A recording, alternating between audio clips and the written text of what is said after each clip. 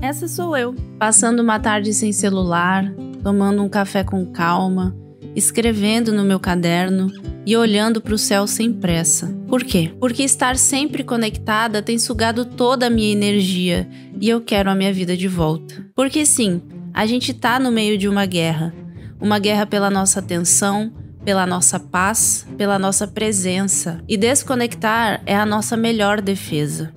Talvez a única. Eu nunca fui de ficar tanto tempo online, mas durante a pandemia isso se escalou de uma forma desproporcional. Rolar o feed era praticamente inevitável, porque era uma fuga, uma distração da solidão e do medo de estar vivendo tudo aquilo. E me dava a ilusão de estar conectada com o mundo. E levou anos até eu perceber que eu já não conseguia mais aproveitar o momento presente, lendo cada vez menos. Até parei de escrever no meu diário. Passei a sentir que vivia mais dentro do celular do que fora dele. E eu me perguntava constantemente: como eu volto a viver de verdade? Você não precisa fugir para uma cabana no meio da floresta ou fazer um detox radical de 30 dias. Com pequenas escolhas, como deixar o celular na gaveta por algumas horas, sair para caminhar sem fones de ouvido, jantar sem rolar a tela, você também pode recuperar a sua vida real. E até o fim desse vídeo, você vai ter um passo a passo, dividido em 4 etapas, que vai facilitar para você começar e conseguir ficar mais tempo offline. Mas antes, vamos falar sobre o que eu quero dizer quando falo em luxo offline. Estar offline hoje é um novo luxo. Pensa bem, se antes a internet era a fuga da vida real, agora a vida real virou a fuga da internet. O offline é raro, precioso e exatamente por isso se tornou como que um privilégio. E o que é esse luxo offline? É conseguir se desconectar do excesso de estímulos,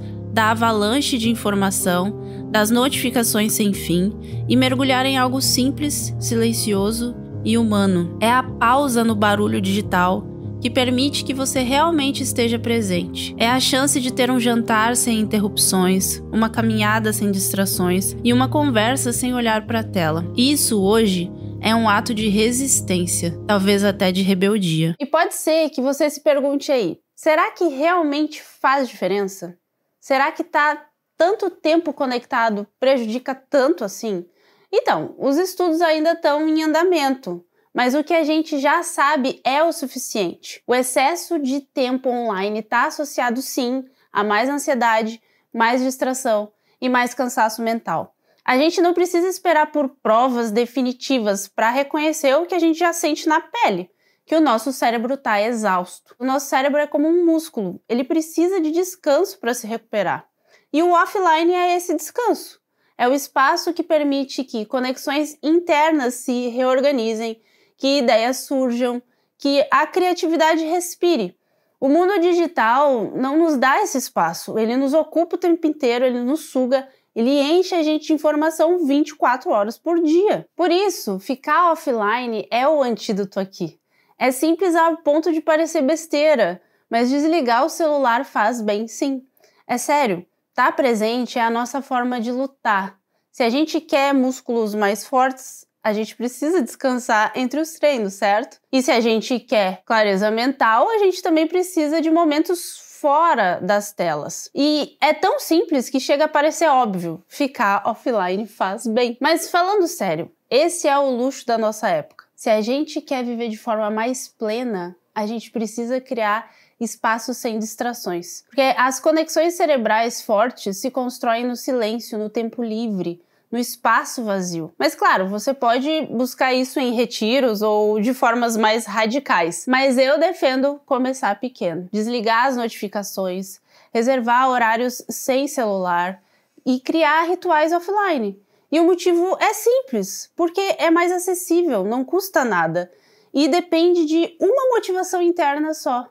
O desejo de estar presente. E esse é o ponto que mais me encanta. Escolher ficar offline é uma decisão só sua. Não existe algoritmo te mandando fazer isso. Não existe recompensa imediata, like ou algum comentário. Só o prazer silencioso de estar ali inteiro na sua própria vida. E pessoalmente, eu acho que essa motivação é outra habilidade que a gente está perdendo. Fazer algo sem esperar algum retorno. Agora vamos pro meu método, em 4 etapas só, para você viver esse luxo offline, também conhecido como método vida. Sim. Passo 1. Valorizar. Isso mesmo. Reconheça que o tempo offline é precioso. Se você não valorizar, você vai tratar ele como descartável. Passo 2. Interromper. Que é criar pequenas barreiras, desligar as notificações, colocar o celular em outra sala, em outra casa, se possível. Usar o modo avião por alguns minutos no dia. Passo 3. Dedicar. Reserve intencionalmente momentos offline. Pode ser um café da manhã sem celular, uma hora de leitura à noite ou um domingo mais leve. Passo 4. Apreciar. Note como você se sente nesses momentos, o que surge dentro de você quando você fica em silêncio. Como muda a sua energia, a sua criatividade, o seu humor. Esse reconhecimento é o que reforça esse hábito. Só que assim, existem 2 erros que muita gente cai. O primeiro, a síndrome da abstinência digital, que é quando você tenta ficar offline e logo se sente desconfortável, entediado e ansioso. Mas isso é normal. É um músculo que precisa ser reeducado. 2. O desconecta, reconecta. Você até consegue ficar offline, mas logo compensa com horas a mais grudado na tela. E a solução? Constância. Obviamente. É melhor 30 minutinhos offline todo dia do que 10 horas só de uma vez no mês. No começo do vídeo, eu me perguntei como eu volto a viver de verdade? E a resposta é o offline. Não só porque resgata a presença que eu vinha negligenciando, mas porque me devolve a pessoa que eu sei que eu sou. E se você assistiu até aqui, provavelmente também sente isso, que a vida real é preciosa, que a conexão verdadeira é rara e que estar presente é o maior luxo do nosso tempo. Muito obrigada por ter ficado até aqui, um forte abraço e até a próxima.